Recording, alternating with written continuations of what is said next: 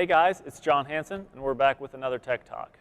Today we're going to be discussing one of the reasons that vehicles get towed into shops the most: overheating. The biggest cause of overheating is usually your cooling system. The cooling system controls the temperature of not only your engine but your transmission and even a couple other components within your vehicle. If it's not cooling down your engine as it runs, you're going to have issues. Some of the biggest issues that cooling system has will be leaks. Whether it's a leak external or internal on that, it's going to cause a problem. From having a puddle under your vehicle of neon colored fluid like a blue, orange, green, even a purple or pink, there's a lot of the time that you'll find that issue by seeing it on the ground. If it's hot season, especially like a summer or air conditioning season, you'll see a puddle of water. That's usually condensation from your air conditioning system, and that's totally normal. But if you see those bright colored fluids on the ground, you know you have a bigger problem and it's time to contact a professional. If your vehicle overheats while you're driving, the best thing you can do is, as soon as you safely have a chance to, is to pull off to the side of the road. Whether that's off to the shoulder of the highway or on a side street, the best thing you can do is just get that off the street so you can turn that car off immediately.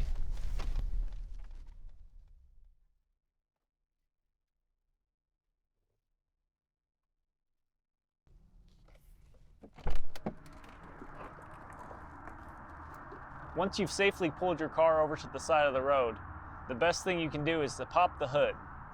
If there's steam coming out from underneath the hood, leave it alone. Let that steam dissipate and get out of there, because if that hose was loose or something in your cooling system pushed that pressure up at you, that coolant could burn you pretty badly. Once the steam is gone, you can move forward and go ahead and open that hood.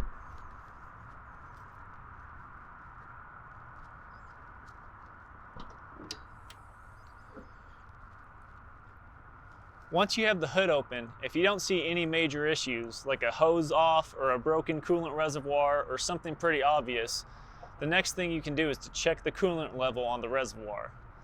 Most reservoirs have a line that says low or max or full to let you know where your coolant level should be. If your coolant level is hot, you're going to want to let this cool down. You can put your palm on that lightly and see if it's warm or not.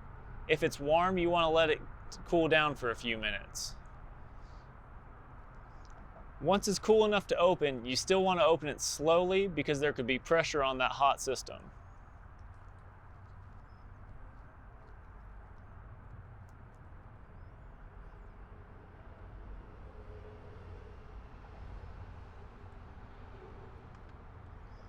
Once the lid is off your reservoir, you know that you can top it off if it needs it.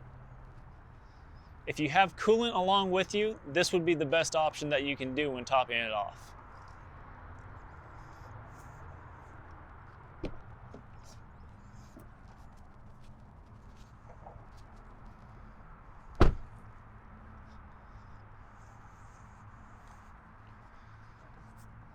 The next step you're going to want to take is to take that coolant and just top it off until it gets to that full line. Pour it slowly just in case that cold fluid mixes with the hot fluid and makes it fluctuate.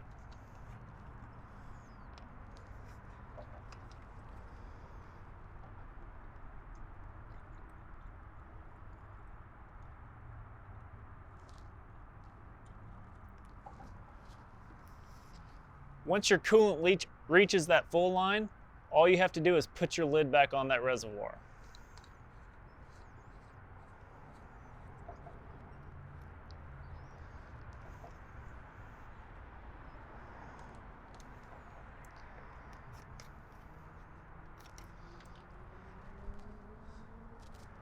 If upon filling that coolant up to the right level and your car cooling off and restarting it doesn't solve your issue, the best thing you can do is to call for a tow and take it to your local BG shop.